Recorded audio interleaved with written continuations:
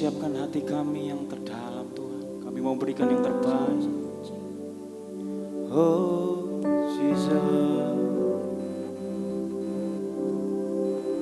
haleluya. Kami rindu menyembah-Mu.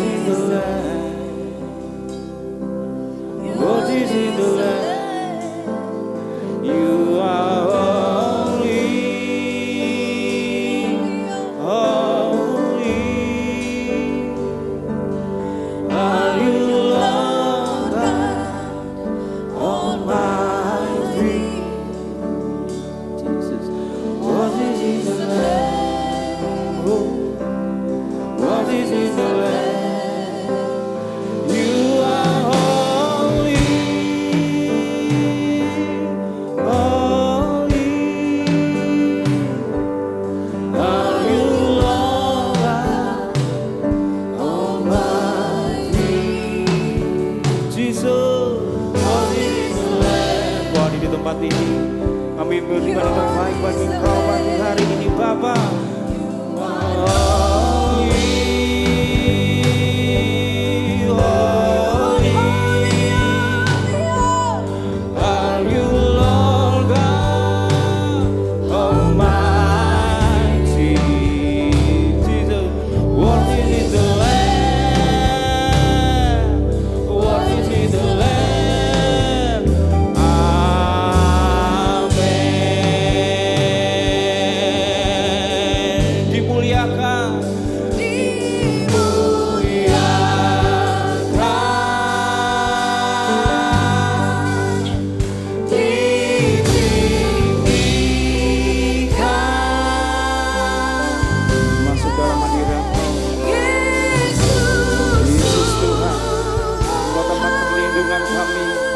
Menara kekuatan kami. Kami berdiri di tempat ini Tuhan, bukan rutinitas kami mau percaya Tuhan. Kami mau berikan yang terbaik bagi kami Tuhan.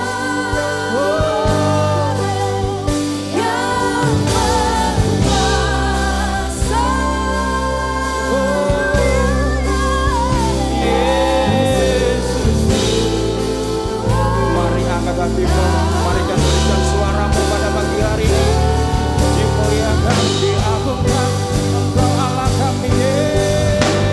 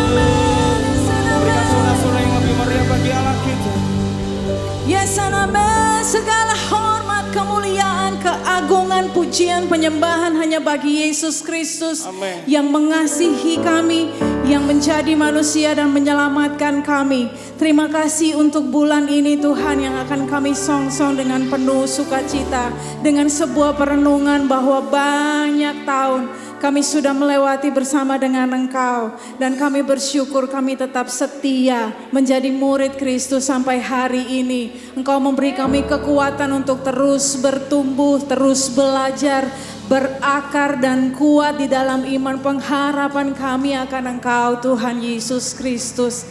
Kami adalah domba yang mendengarkan suara gembala. Kami mendengar dan mengenal suara gembala kami yang agung, yaitu Yesus Kristus.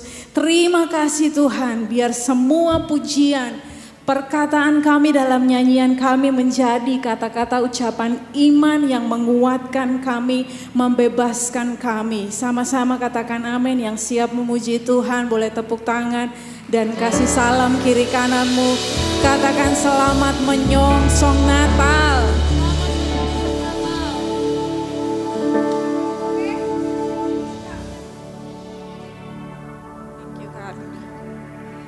Amen. Mari nyanyi bersama-sama.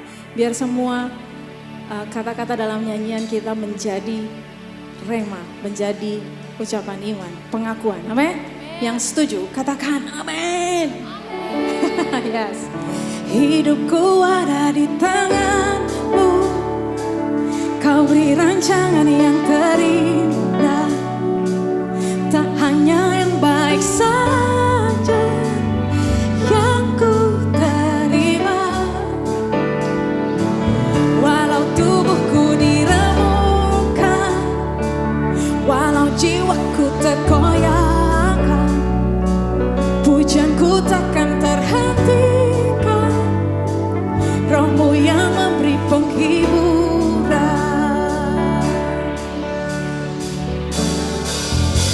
Takkan ku pikul salibku, cukuplah kasih setia-Mu.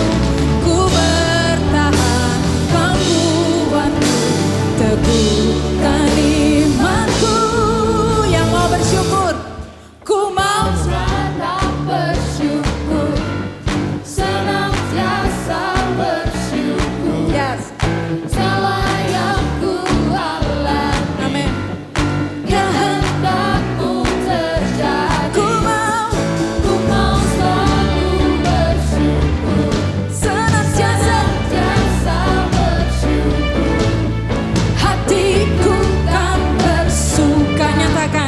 Sebab hari ini hari yang terbaik.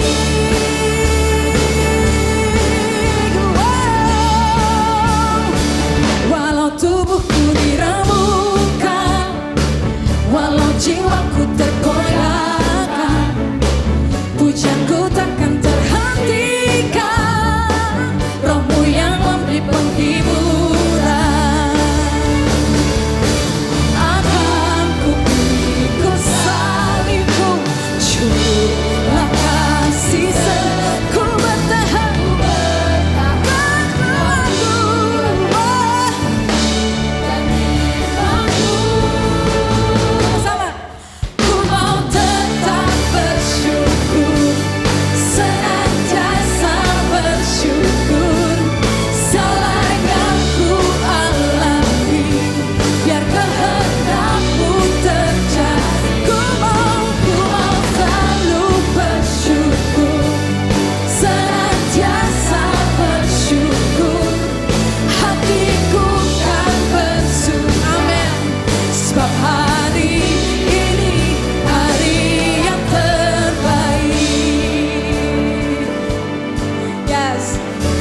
Mendeklarasikan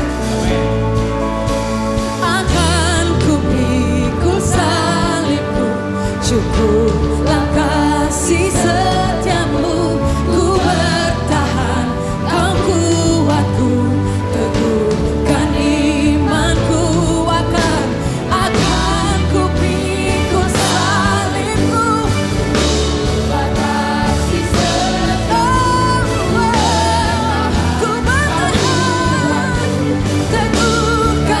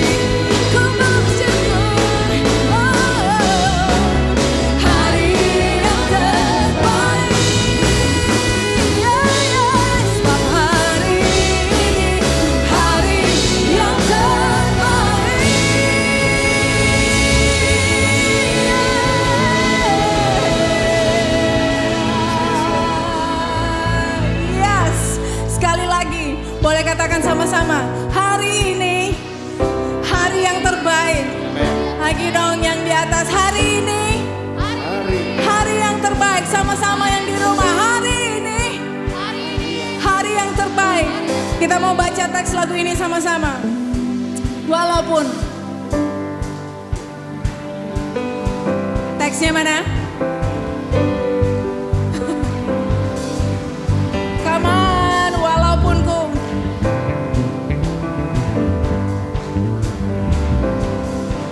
Satu, dua, tiga. Walaupun tubuh. No, bukan ini lagu selanjutnya.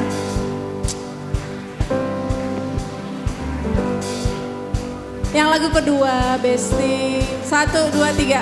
Walaupun aku berjalan di dalam lembah yang kelam, bukan selalu memegangmu. Next. Meskipun ku menurut ragu dan gelap jalan-jalanku, ku tetap memilih Yesus. Mau nyanyikan bagian ini sama-sama? Walaupun aku berjalan di dalam lembah yang kelam, ku kan selalu memegangmu. Meskipun ku penuh ragu dan gelap jalan-jalanku, ku kan tetap lagi ya memilihmu. Jadikan ini pernyataan iman. Walaupun aku berjalan di dalam lembah yang kelam, ku kan selalu memegangmu. Meskipun ku penuh ragu dan gelap jalan-jalanku, ku kan tetap memilihmu. Yesusku, cahayaku, terangi setiap jalan hidupku. Yesusku, cahayaku, terangi setiap jalan hidupku.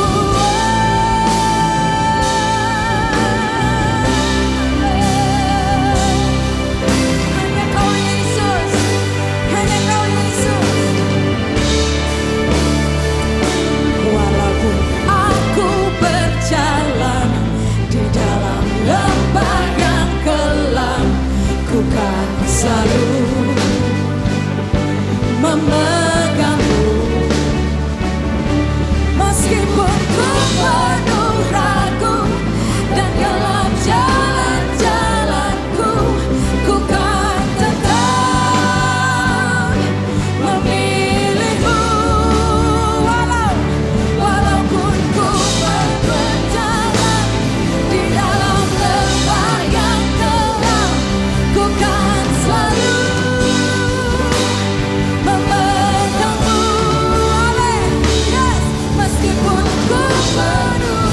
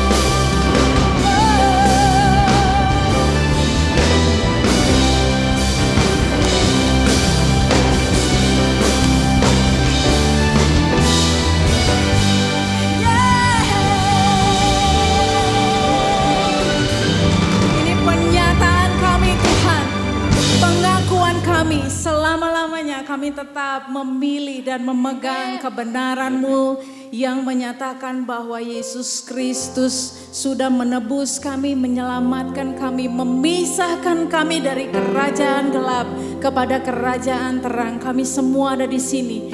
Kami adalah warga negara kerajaan Allah yang tidak tergoncangkan oleh musim, oleh waktu, oleh apapun, kekhawatiran, semua hal, filsafat dunia. Kami percaya bahwa firman-Mu ya dan amin mengubahkan, menguatkan.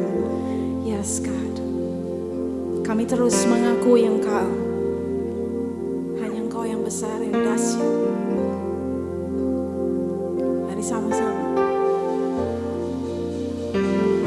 Sebab Kau besar.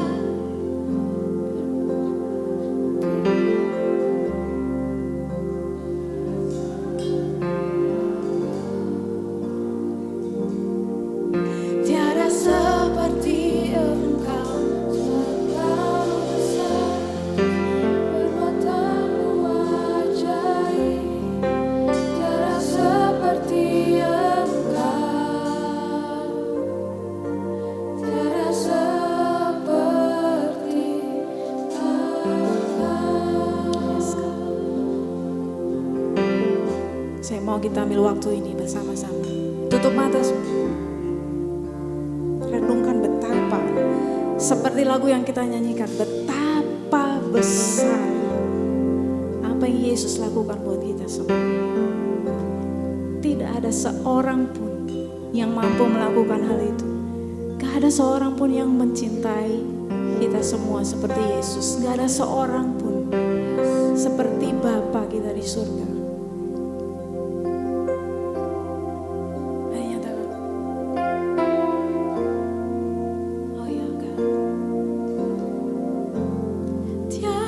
Seperti Kau yang telah menjamah segenap hatiku, tak seorang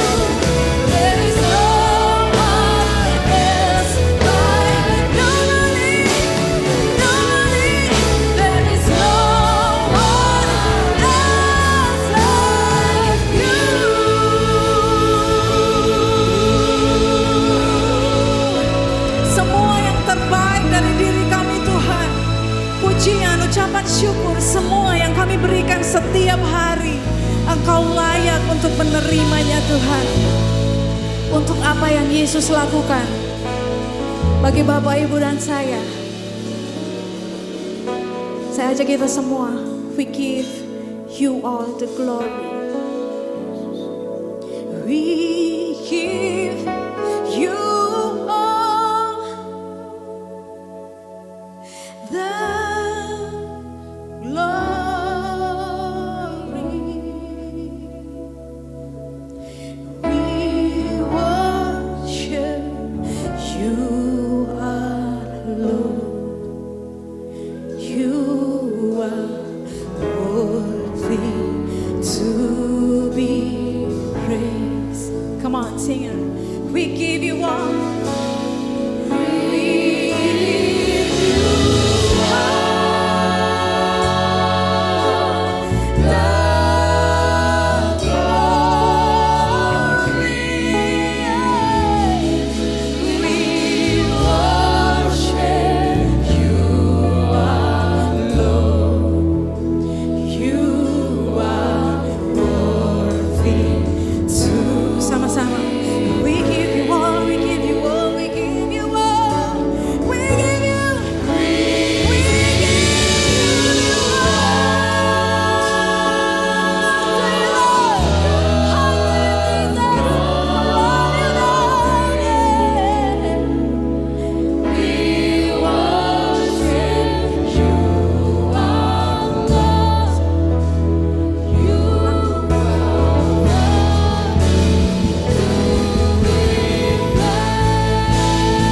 Jesus, we give you all. We give you all the glory to you, Jesus. You are Lord. You are worthy to be praised. Oh, we give you all the glory.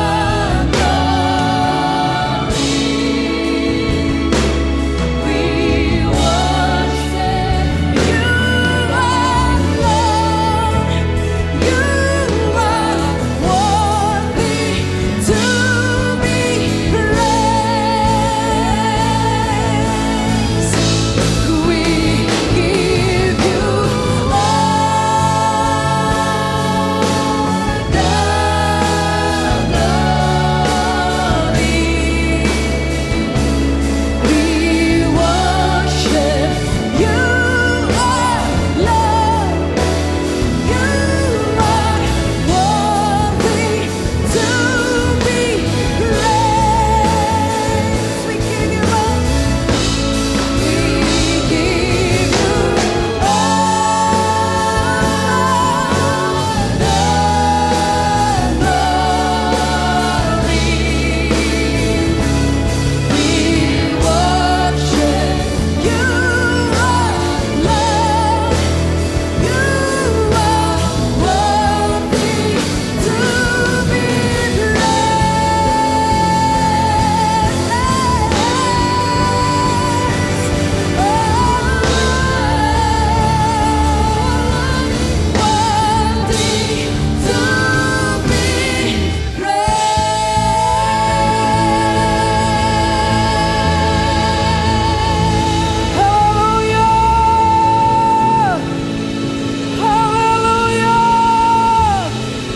Engkau layak, Engkau saja ya Tuhan, Engkau ditinggikan. Kami menyatakan pengabdian kami kepadamu, seluruhnya milik-Mu. Kota ini milik-Mu Tuhan. Kami milik-Mu Tuhan. Terima kasih Tuhan buat apa yang Engkau perbuat di atas kayu salib. Terima kasih untuk membuka pintu sorga bagi kami, sehingga kami hidup di bawah langit yang terbuka. Kami bersyukur ya Tuhan. Oh Tuhan, ajari kami, pulihkan kami, sembuhkan kami, berkati kami. Semuanya di dalam nama Yesus. Katakan amin. Kasih tepuk tangan yang meriah buat Tuhan kita Yesus Kristus. Dan silakan duduk. Thank you buat worship team. Kami sangat diberkati dengan hadirat Tuhan. Tuhan baik, luar biasa.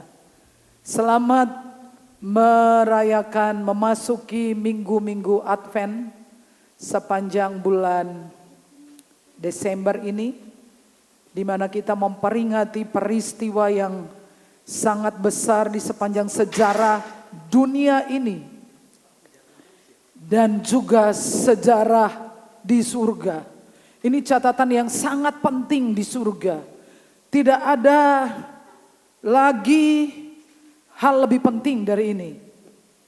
Semua tentang Yesus. Are you okay?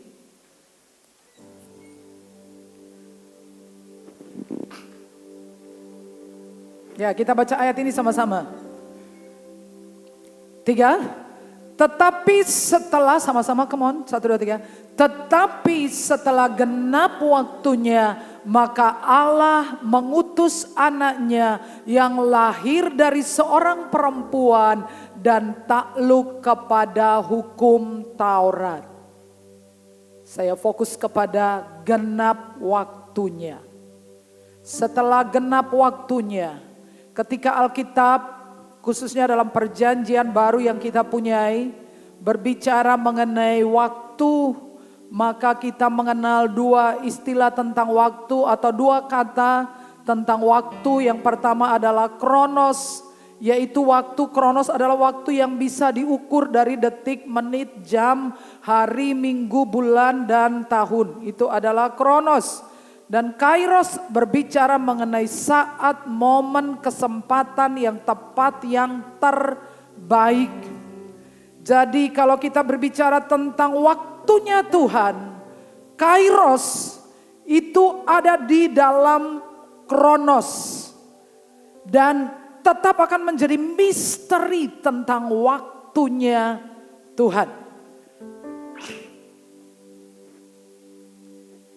Ini adalah pemegang rekor dunia lari tercepat 100 meter dan 200 meter putra dari Jamaika. Namanya Usain Bolt. Yang mencatat rekor waktu 9 detik.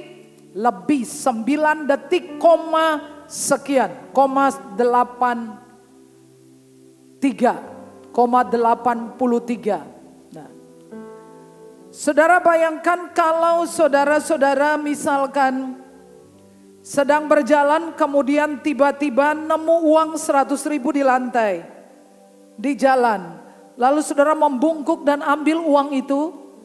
Sampai posisi saudara berdiri begini, saudara menghabiskan 20 detik. Waktu saudara membungkuk lalu berdiri lagi dengan uang 100.000, saudara habiskan waktu 20 detik. Artinya dalam 20 detik saudara dapat uang 100.000. Tapi dalam 9,83 detik Usain Bolt dapat 1 juta US dollar. Kalau kita bicara tentang waktu, ya kita menyebut waktunya itu tadi 9,83 detik dibandingkan dengan 20 detik waktu nemu uang 100.000. Ketika kita bicara momen, kita bicara tentang kesempatan peristiwa yang terjadi di dalam waktu itu. Ya, yang kita sebut sebagai kairos, momen, waktunya Tuhan yang terbaik. Seorang profesor dari ITB Bandung, guru besar ilmu fisika, namanya Profesor Pontur Silaban, mengatakan bahwa waktu yang dibutuhkan untuk menciptakan alam semesta ini adalah 1/1000 detik. Bisa dibayangkan 1 detik itu nih tek 1 detik. Tek, coba pegangin nadinya saudara, sudah hitung detik. Tek, tek, tek, tek. 1 detik. Itu dibagi 1000, itu adalah waktu yang digunakan untuk menciptakan alam semesta. Maksudnya adalah Tuhan tidak terikat dengan waktu. Leres ya? Halo? Merem melek aja itu juga salah saudara. Karena 1/1000 detik Tuhan menciptakan alam semesta ini. Nah, maksud saya adalah saya ingin menjelaskan mengenai waktu yang tepat, terbaik, kairos momen, waktunya Tuhan yang terbaik. Waktu ketika Yesus dilahirkan di Bethlehem adalah kairos Tuhan. Menjadi momen terbaik, momen berharga, momen kesempatan yang sangat berharga bagi seluruh alam semesta ini. Nanti kalau sudah sampai di surga, saudara minta tolong, saudara tanyakan catatan di surga. Ini merupakan sebuah momen yang sangat luar biasa. Amat sangat luar biasa, yaitu ketika momen saudara, orang-orang masih memperdebatkan tentang Yesus lahir di tanggal berapa. Ini tentang kronos. Tanggal 25 Desember, 31 Desember, Januari, Juli, Agustus, September. Itu adalah kronos. Tapi bagi saya, Yesus mau lahir bulan Januari, bulan September. Yang penting Yesus itu adalah manusia sejarah. Lahir di dalam sejarah. Betul ya saudara ya?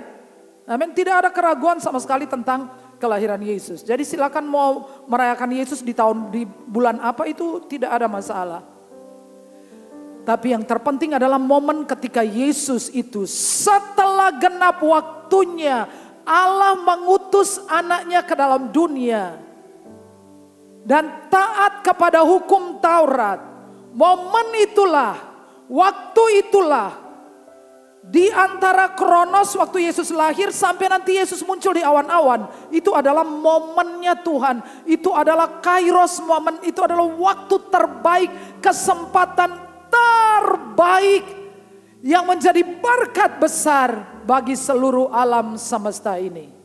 Amin. Itu sangat hebat ya, kita baca ayat ini. 1, 2, 3. Kemuliaan bagi Allah di tempat yang maha tinggi dan damai sejahtera di bumi di antara manusia yang berkenan kepadanya. Jadi waktu Yesus dilahirkan, gembala-gembala menerima satu pewahyuan penglihatan, vision. Mereka melihat malaikat-malaikat Tuhan menyanyikan. Bahkan nyanyian ini sampai dihafal, sampai dicatat kalimat ini. Bahwa kelahiran Yesus itu adalah kemuliaan. Membawa kemuliaan yang luar, Tuhan Allah dimuliakan melalui peristiwa ini. Karena melalui peristiwa Allah menjadi manusia, maka dunia, umat manusia, seluruh ciptaan melihat betapa Allah itu kasihnya luar biasa. Setelah berabad-abad tidak ada koneksi sama sekali. Orang tidak mengenal Tuhan. Orang mempunyai semua ilah, tapi tidak pernah menemukan Tuhan yang benar. Lalu Yesus datang. Momen ini kalau saya gambarkan, ini seperti sebuah gencatan senjata yang diharapkan terjadi di Palestina, jalur Gaza. Sudah 1 bulan, saudara tahu artinya kalau pindah-pindah rumah, ngontrak, menjadi kontraktor, pindah-pindah, kontrak sana kontrak sini, saya sudah jalaninya cukup lumayan. Walaupun tidak mempunyai banyak barang, tapi namanya yang pindah rumah, itu berminggu-minggu itu rapi-rapiinnya gak selesai. Noto-notonya bisa sebulan, bisa 2 bulan. Ya Bu ya. Yang namanya pindah rumah. Dan saudara lihatin bagaimana anak-anak Palestina itu dan orang tuanya pada suatu hari disuruh pindah ke selatan. Dan semuanya berjalan sambil begini. Pindah kemana, rumah gak ada, kerjaan gak ada, semua gak ada. Keluarganya ada yang meninggal, mereka semua pindah, suruh pindah. Saudara tahu waktu terjadi gempa 2006, itu trauma saudara.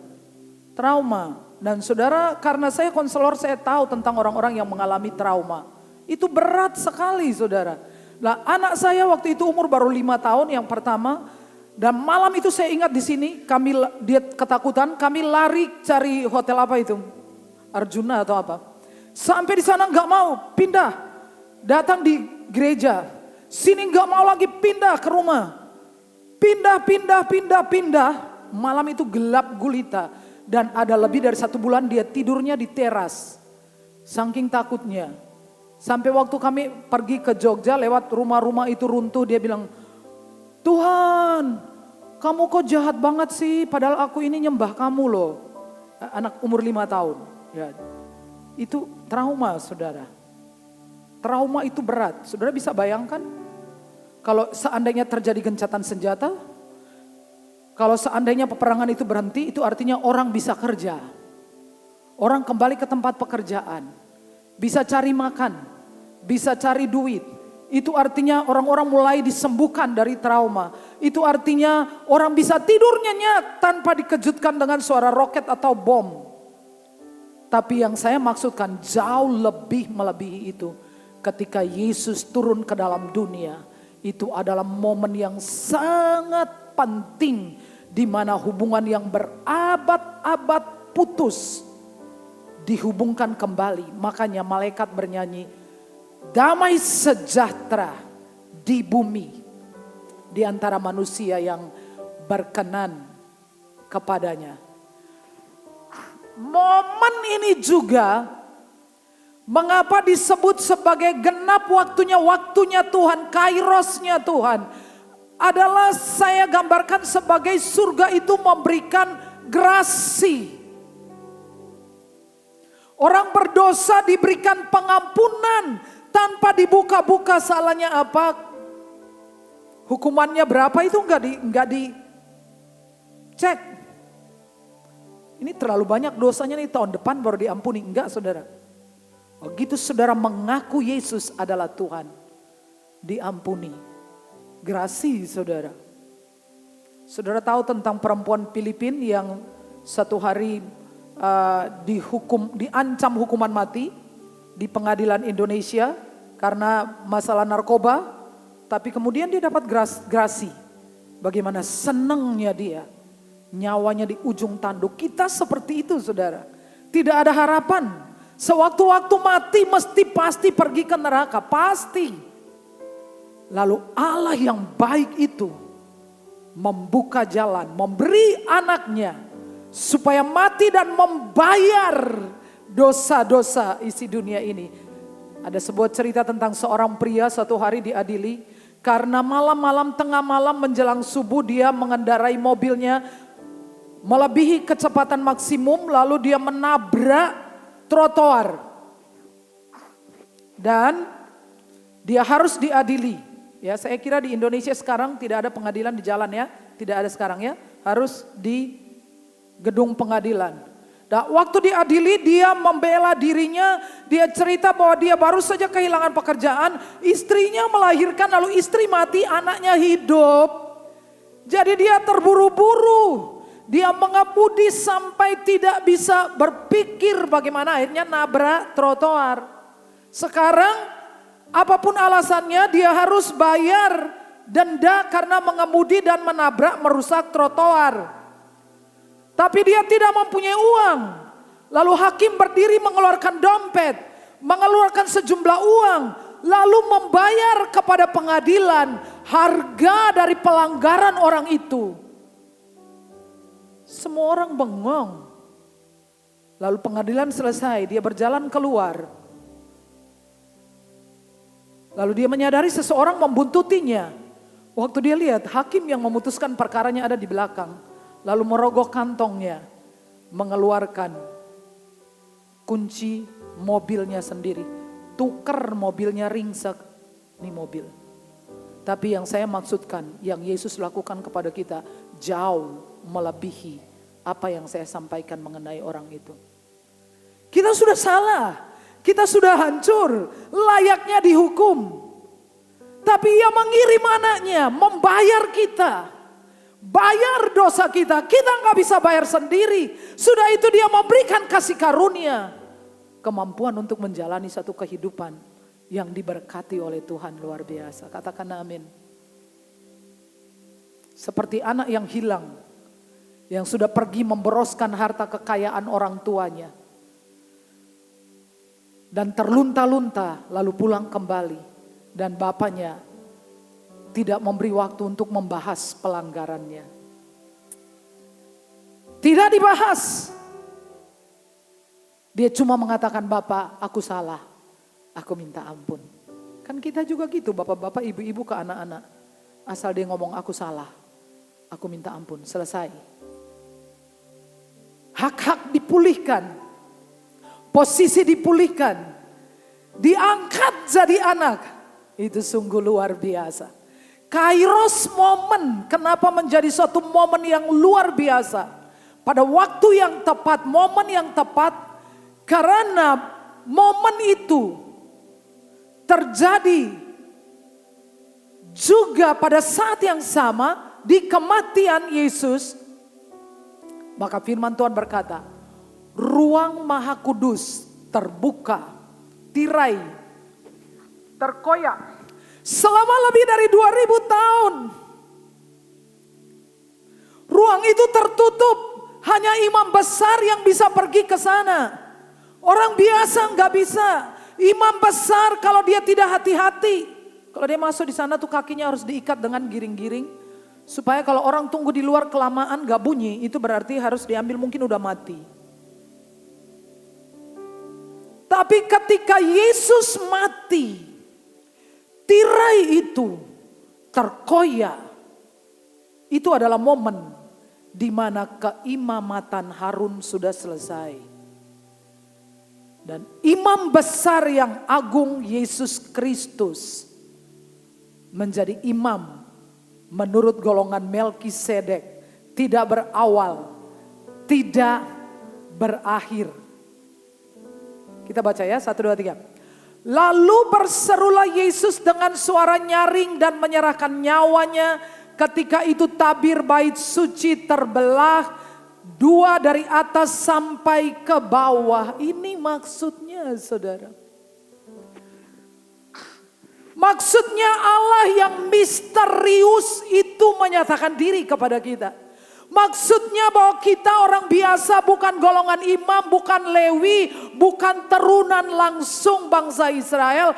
Kita bisa pergi tanpa perantara, tanpa pendamping. Kita bergaul, bersekutu langsung, bukan di pelataran, bukan di ruang dalam. Kita pergi langsung di tempat Maha Kudus, bertemu dengan Allah yang ribuan tahun tidak dikenal, tidak ada akses, yang Maha Kuasa, yang dahsyat, yang mematikan, tapi kita bisa masuk ke dalamnya dan bersekutu dengan beliau. Itu sangat luar biasa. Dan saya menemukan tempat itu di tahun 1995 waktu saya tulis buku saya yang pertama, My Secret Place. Dan sampai hari ini saya hidup di situ. Memberitahu kepada semua orang. Saya kemarin 2 hari yang lalu, 2 atau 3 hari yang lalu saya lagi nonton TV. Sebetulnya saya setel TV itu biasanya pada saat olahraga. Pada saat olahraga saya suka lihat TV yang ada beritanya. TV One. Terus di akhir beritanya itu mereka menayangkan suatu terapi yang judulnya adalah pendampingan sapi. Saya cari di Google nggak ada. Tapi saya nonton itu sambil ketawa ya, saya sambil itu kan ketawa sekali. Jadi gini, di satu negara, dan saya tidak tahu itu negaranya apa, sayang sekali saya nggak bisa mengetahui itu negara mana. Karena saya cuma lihat di bagian itu aja. Bahwa sapi-sapi yang sudah tidak lagi produktif, sapi-sapi tua, ditaruh sebagai terapis, trainer. Sapi ditaruh sana jadi orang-orang yang butuh healing. Akan pergi kepada sapi, membayar kurang lebih 700 sampai 800 dalam kurs rupiah. Lalu mereka nempel badannya di sana. Jadi saya kemekalan, tahu gak sih, sambil ngelus-ngelus sapi. Orang-orang yang mengalami gangguan mental. Jadi akhirnya hanya dekat sapi saja aku tenang. Dengan membayar 800.000 rupiah kurang lebih. Dapat 3 jam. Saudara percaya itu menyembuhkan? Saya nggak percaya. Masalahnya bukan di situ. Masalahnya nggak ada di situ. Terapinya bukan begitu. Sebetulnya tirai yang terkoyak memberitahukan kepada kita bahwa orang Kristen, orang percaya tahu sebuah tempat, bukan di dunia, tapi di satu alam spiritual, suatu tempat namanya secret place, satu tempat di mana ada hadirat Tuhan. Kita tahu tempat itu adalah tempat yang penuh kuasa, ada hadirat Tuhan yang menyembuhkan, yang memberi mujizat, yang memberi jalan keluar, di mana kita bisa dengar Tuhan berbicara, mengarahkan kita, memberikan petunjuk, guidance, jalan keluar, kekuatan. Kita dibaharui. Tempat itu adalah di belakang tabir yang sudah terkoyak, itu namanya adalah hadiratnya Tuhan. Saya harap saudara mengenal baik-baik tempat itu, dan thank you buat worship team. Dalam 2 sesi ini kami mengalami, saya bilang mereka mengubah lokasi ini sejak pagi menjadi tempat maha kudusnya Tuhan. Saya benar-benar merasakan Allah di tempat ini. Saya benar-benar merasakan hadiratnya di tempat ini. Bukan sapi. Bukan aksesoris, bukan pernik-pernik. Saudara kejar yang asli. Genuine. Asli, original. Worship. Hadirat Tuhan. Kemarin teman saya di daerah Sumatera pernah datang di sini, kemudian dia waktu itu foto saya di Menara Doa, karena dia sama Menara. Jadi itu foto itu saya bahkan tidak sadar ketika dia membuat foto itu, saya nggak tahu. Lalu dia kirimkan ke aku secara pribadi dan dia bilang gini, Bunda, kami selalu berdoa untuk Bunda. Bunda walaupun banyak kesulitan, masalah pribadi, masalah pelayanan, tapi Bunda itu selalu ceria, Bunda itu selalu ceria. Saya bilangin cuman satu, hadirat Tuhan. Tidak ada masalah yang tidak bisa diselesaikan di hadirat Tuhan. Di takhta Sang Raja, di takhta Bapa, semua masalah bisa menemukan solusinya. Say yes, semua masalah ada di sana, di hadirat Tuhan.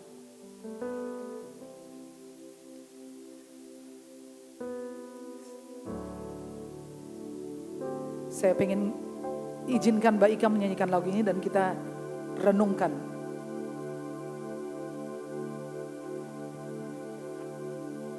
Sujud di altarnya, ku bawa hidupku. Ku terima anugerah, Dia ampun.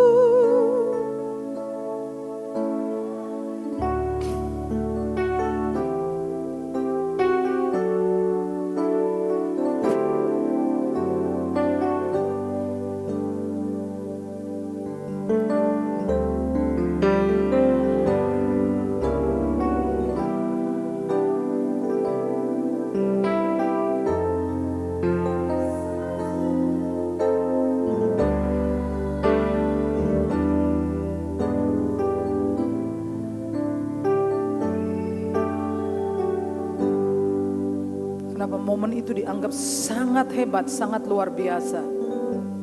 Karena tirai itu terbuka.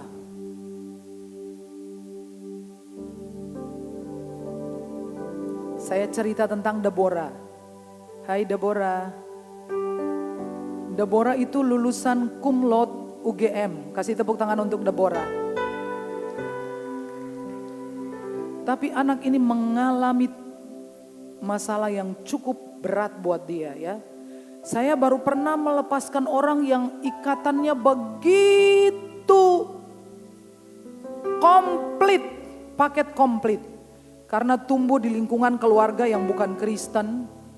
Dan semua hal sudah dilakukan atas anak ini.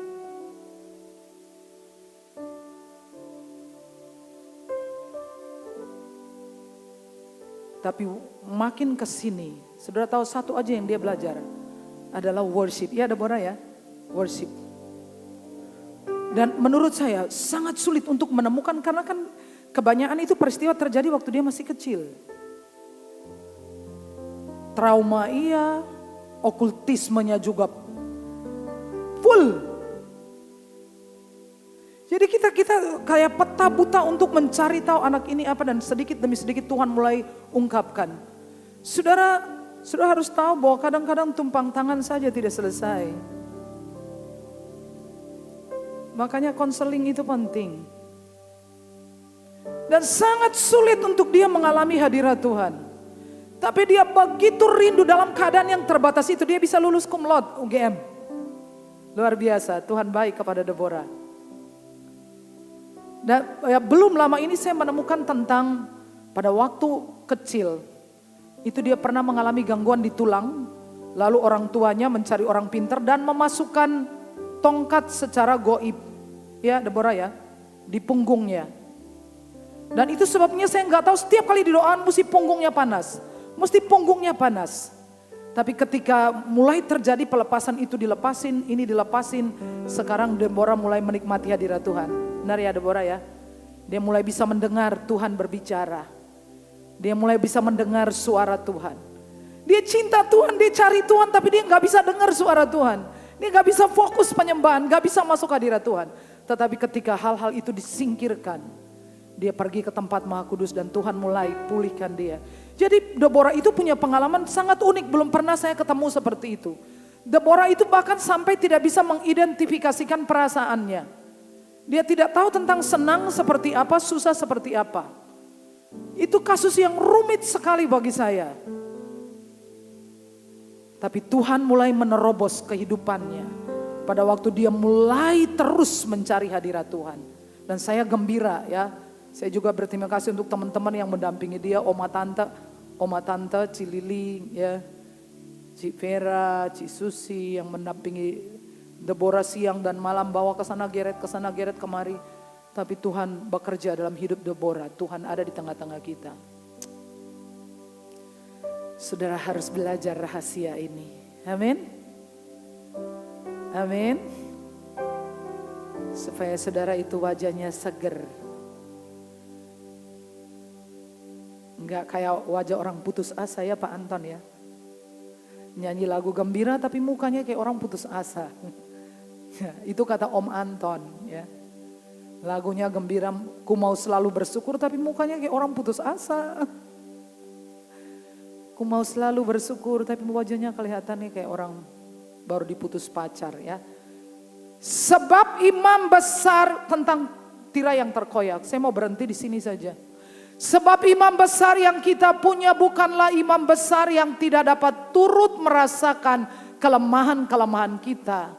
Sebaliknya sama dengan kita, ia telah dicobai, hanya tidak berbuat dosa. Ini adalah rahmat yang besar untuk kita. Kita mempunyai imam besar yang bukan gak ngerti keadaan kita. Dia ngerti semua keadaanmu. Dia mengerti kehancuranmu. Dia mengerti semua luka dan saya bersyukur bahwa kebangkitannya. Dia masih bawa luka di sini, ngerti nggak sih? Dia masih bawa luka di sini. Waktu Thomas nggak percaya, dia bilangin liatin ini masih luka. Dia sudah bangkit tapi masih bawa luka. Kenapa setiap kali engkau berteriak kepadanya karena rasa sakit, karena engkau kecewa, engkau dihianati, dirugikan. Sudah tahu dia ada, dia mengerti. Dia paling tahu, dia ngerti semua rasa sakit.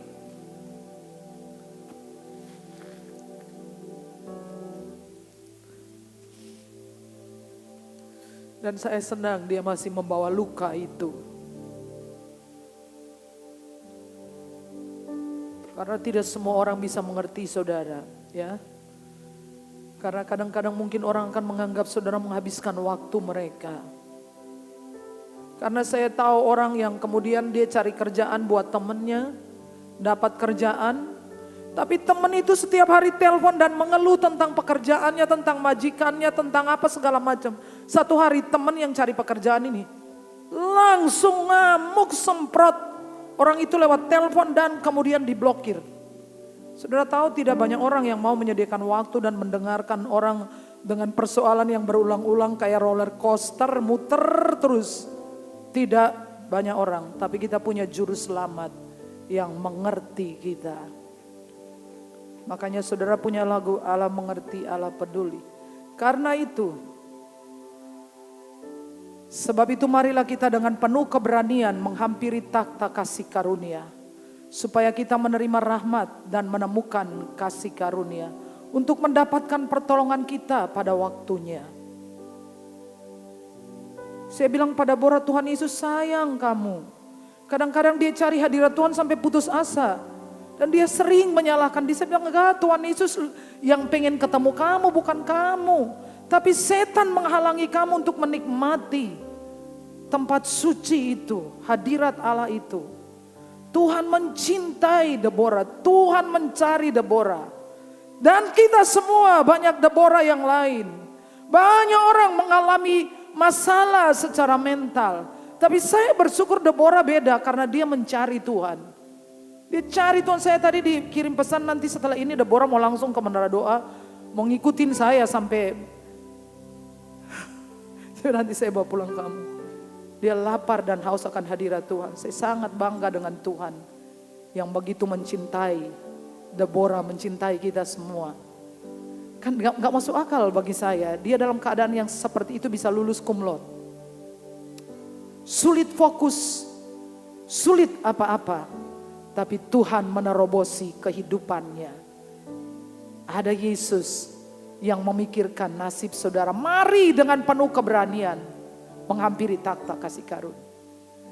Jadi kairos, momen waktunya Tuhan itu terselip di antara kronos hari kita yang dari menit ke menit, jam ke hari, ke minggu, ke bulan, ke tahun.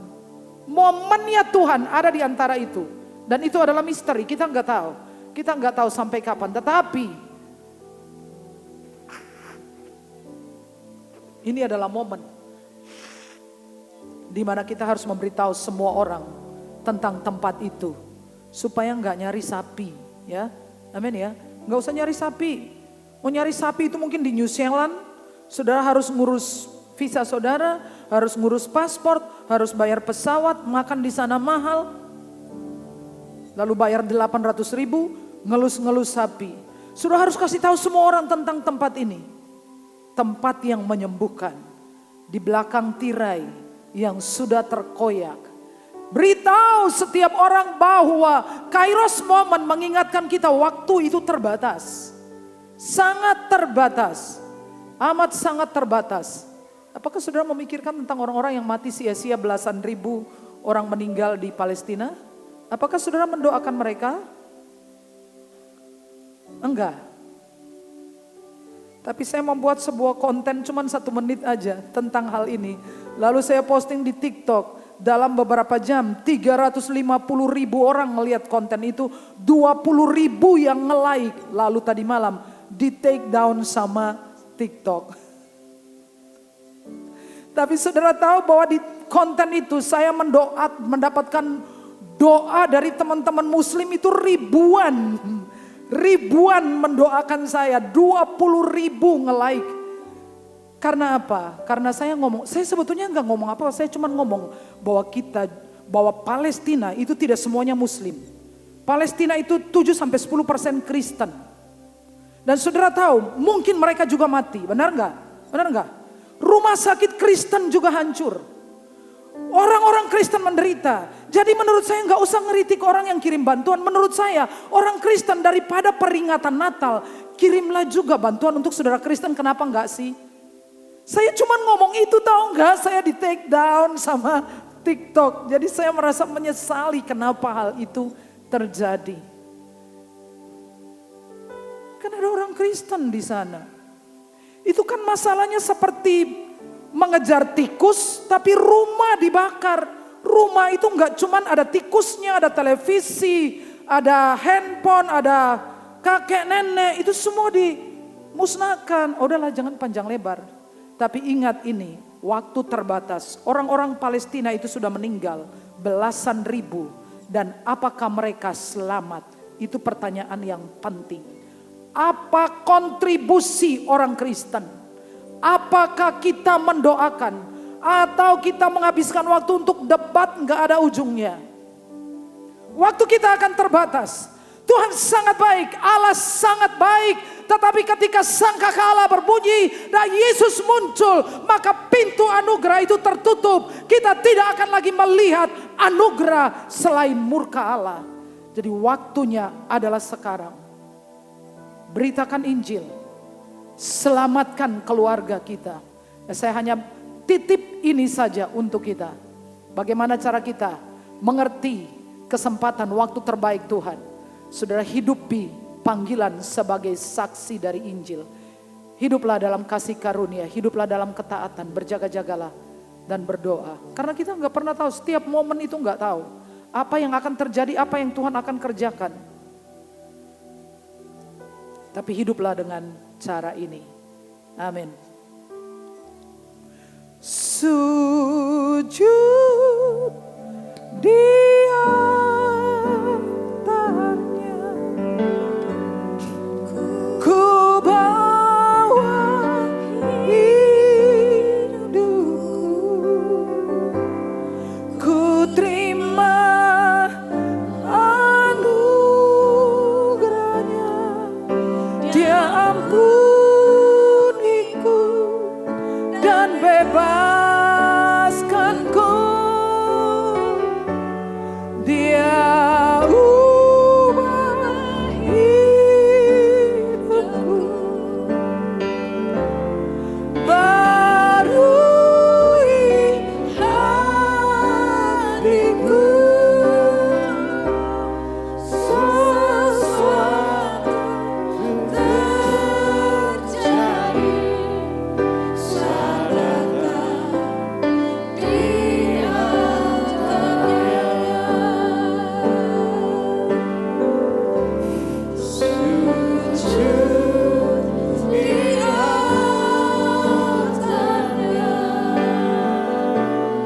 ku bawa hidupku, ku terima anugerahnya, Dia ampuniku dan bebaskanku. Dia ubah hidupku. Bapa, terima kasih ya Tuhan, buat tubuh dan darah Yesus. Kami berdoa untuk setiap orang yang sakit, untuk saudara kami Ibu Yuni, untuk Bapak Ari Raharjo, untuk Ibu Tea, untuk Bapak Agus, dan semua yang tidak kami ketahui yang dalam keadaan sakit. Mujizat kesembuhan terjadi atas mereka. Dalam nama Yesus. Bila hati terasa Seorang pun mengerti bebanku, ku tanya Yesus, apa yang harus ku buat? Dia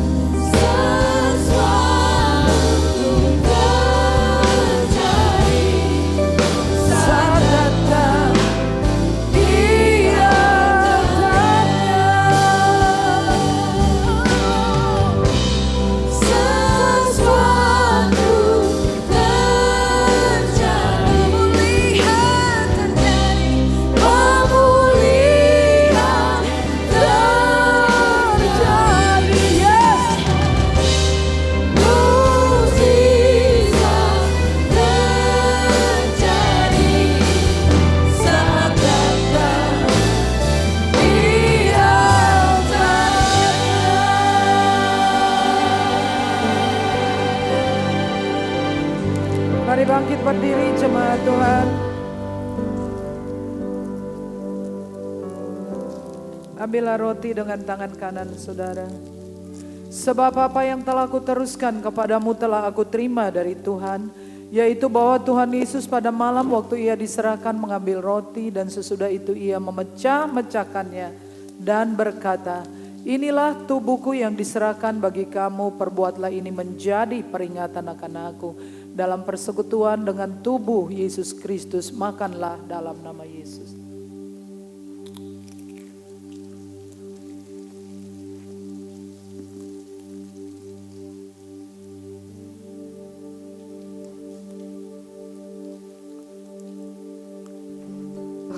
Angkat cawan dengan tangan kanan saudara. Demikian juga ia mengambil cawan sesudah makan lalu berkata, cawan ini adalah perjanjian baru yang dimeteraikan oleh darahku. Perbuatlah ini setiap kali kamu meminumnya menjadi peringatan akan aku. Sebab setiap kali kamu makan roti ini dan minum cawan ini, kamu memberitakan kematian Yesus sampai ia datang. Untuk kesembuhan segala penyakitmu, untuk kesehatan ilahi, untuk perlindungan jasmani dan rohani, semua berkat yang Yesus janjikan, minumlah dalam nama Yesus. Ucapkan syukur kepada Tuhan. Ku bersyukur padamu Tuhan, buat kasih setiamu di dalam hidupku. Anugerahmu besar bagiku, di setiap langkahku ku memujimu. Ku bersyukur padamu. Bersyukurlah kepada Tuhan buat kasih setiamu di dalam hidupku. Anugerahmu besar bagiku, di setiap langkahku ku memujimu. Ku bersyukur padamu Tuhan. Amin. Di dalam hidupku, anugerahmu besar bagiku, di setiap langkahku ku memujimu.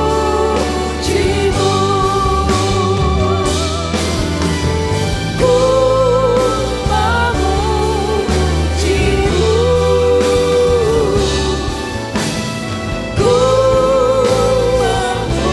memujimu.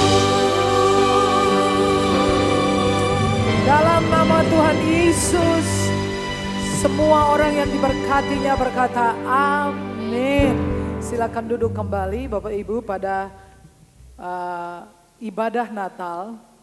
Jadi kita tidak ada perayaan, tetapi ibadah Natal akan diadakan pada tanggal 25 pagi dan sore hari.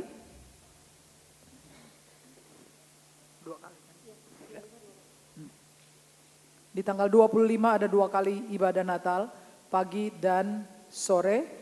Dan kita akan memberikan persembahan khusus pada hari Natal tersebut. Dan semua persembahan-persembahan yang dikumpulkan akan diperuntukkan untuk membayar cicilan tanah di depan. Kita akan berdoa untuk persembahan dan sekaligus ini dibagikan. Mari kita berdoa. Bapa, semua yang kami beri berasal dari Tuhan. Hamba berdoa supaya Engkau memberikan benih kepada kami, supaya dengan benih itu kami menabur lalu kami juga menuai. Berkati semua pengorbanan kami karena dalam persekutuan dengan Tuhan, semua pengorbanan jerilah kami tidak menjadi sia-sia. Di dalam nama Yesus, amin. Hidupku ada di tangan-Mu, Kau beri rancangan yang terindah.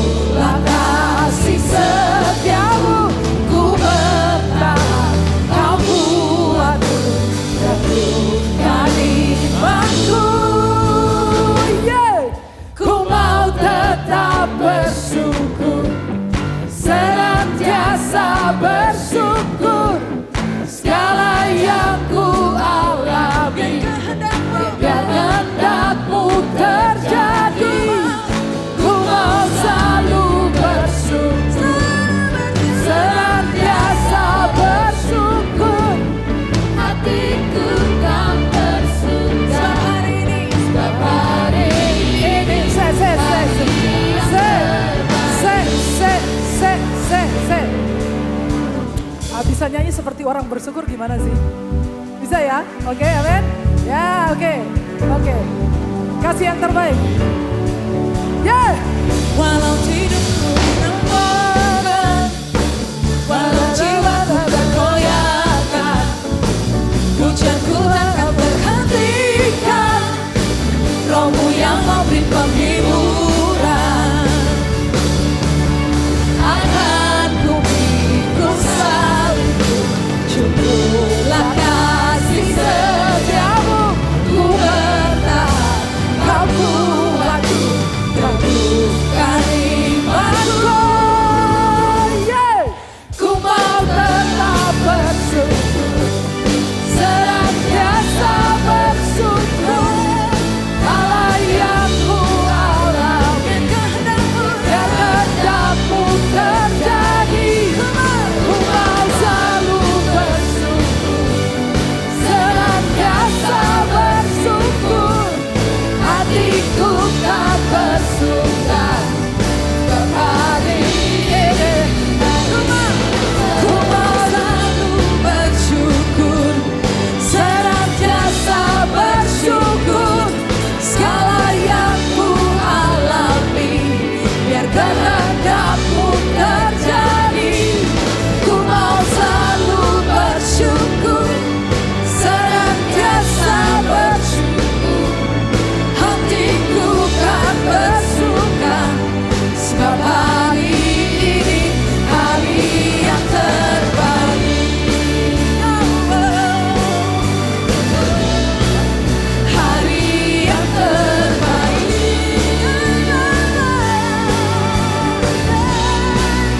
Hari yang terbaik. Ku mau bersyukur, ku kan syukur, hari yang terbaik. Hari yang terbaik.